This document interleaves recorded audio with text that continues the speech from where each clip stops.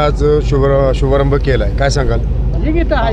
आदरणीय नाना यांच्या नेतृत्वाखाली तसेच आमचे ग्रामपंचायतचे सरपंच, डेप्युटी सरपंच आणि सर्व कार्यकर्त्यांच्या हिमतीवर आम्ही सेपरेट लढाईचं तयारी पूर्ण केलेली आहे आणि लढून विजयी होणार ही सर्व लोकांच्या ह्याच्यावर माझा विश्वास आहे.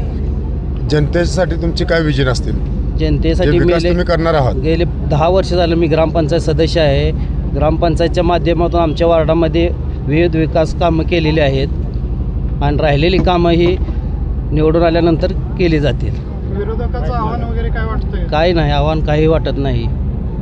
मतदारांना काय आव्हान करा? मतदारांना एवढंच ही विनंती करेल की येणाऱ्या 7 तारखेला तुतारी वाजवणाऱ्या माणसाला पुढील बटन दाबून व तसंच म्हणजे घड्याळ या चिन्हासमोरील बटन दाबून सर्वांनी बहुमताने विजय करावा एवढंच मी विनंती करेन. विजय निश्चित होईल असा विश्वास आहे तुम्हाला? विश्वास आहे. नाही, काही तसलं काही नाही. लोक मला भरघोस मताने निवडून देतील ही मला खात्री आहे. प्रमोद हरी देशमुख, कासेगाव पंचायत समिती गणातून राष्ट्रवादी काँग्रेसचे घड्याळ या चिन्हावरती निवडणूक लढवणारे उमेदवार आहे. या ठिकाणी माननीय नानांच्या नेतृत्वाखाली अनेक गावाची कामं या ठिकाणी आमच्या सर्व सरपंच, डेप्युटी सरपंच आणि सर्वांनी केलेली आहेत आणि नानांच्या आशीर्वादानं आणि जनतेच्या आशीर्वादानं सर्वांनी आम्हाला उभं राहण्यासाठी या ठिकाणी उत्साह दिलेला आहे आणि आज या ठिकाणी भरघोस एकाच्या निरोपावरती सर्वजण प्रचाराच्या शुभारंभाला आलेले आहेत. सर्वांचं गेली 40 वर्ष नानावरती अतिशय प्रेम आहे आणि नानांच्या सन्मानासाठी आणि आमच्या राष्ट्रीय नेते, राष्ट्रवादी पक्षाचे राष्ट्रीय नेते अजितदादा यांच्यावर प्रेम असणारा पश्चिम महाराष्ट्र आहे. त्यांनी खरंच पश्चिम महाराष्ट्राचं खूप असं काम केलेलं आहे. एक विकास पर्व, अजित पर्व असं म्हटलं जातं, आपण बघितलेलं आहे. तर त्यांच्या श्रद्धांजली म्हणून या ठिकाणी सर्वजण भरघोस मतदान राष्ट्रवादी पक्षाला करतील आणि राष्ट्रवादी पुन्हा हे दाखवून देतील. कोणतं विजन घेऊन मतदारांना सामोरे जातोय? या ठिकाणी मी याच्या अगोदर 5 वर्ष पण ग्रामपंचायत सदस्य होतो.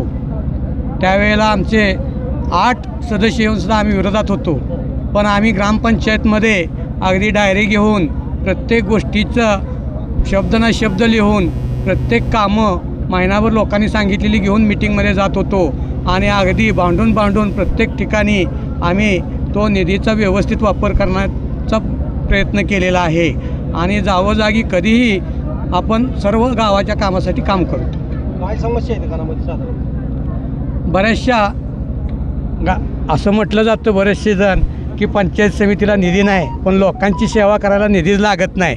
महिन्याला ज्यावेळेला पंचायत समितीची मिटिंग होते त्यावेळेला STचे अधिकारी, उजनीचे अधिकारी, NRBCचे अधिकारी, शेती अधिकारी, पुन्हा सर्व खात्याचे, पोलीस खात्याचे अधिकारी, सर्व अधिकारी त्या मिटिंगला येत असतात आणि लोकांचे प्रश्न मांडून त्यांच्याकडून काम करून घेणं आणि त्या वर्णन येणाऱ्या योजना आणि लोकांची ज्या समस्या आहेत त्या अधिकाऱ्यापर्यंत पोहोचवणं ही सुद्धा लोकांची सेवा आहे आणि आलेला निधी व्यवस्थित वितरित होतो का हे सुद्धा बघणं आपलं काम आहे आणि तीच सेवा लोकांसाठी आम्ही अहोरात्र करू.